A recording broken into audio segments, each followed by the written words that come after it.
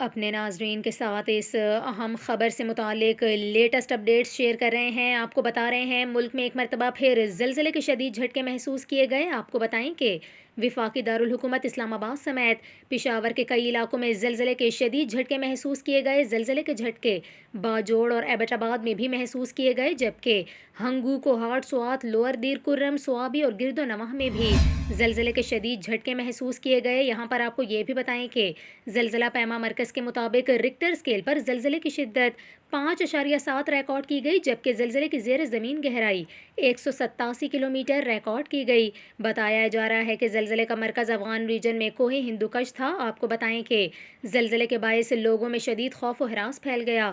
لوگ کلمہ طیبہ اور استغفار کا ورد کرتے ہوئے گھروں سے باہر نکل آئے، تاحال زلزلے کے باعث کسی جانی و مالی نقصان کی کوئی اطلاع سامنے نہیں آئی۔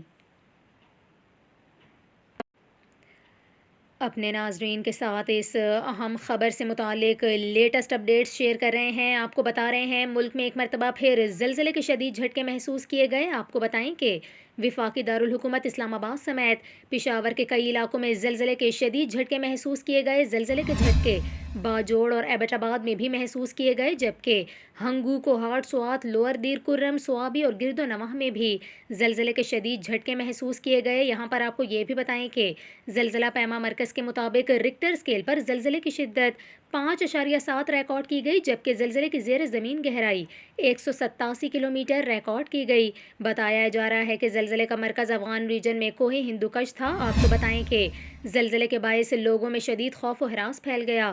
لوگ کلمہ طیبہ اور استغفار کا ورد کرتے ہوئے گھروں سے باہر نکل آئے، تاحال زلزلے کے باعث کسی جانی و مالی نقصان کی کوئی اطلاع سامنے نہیں آئی۔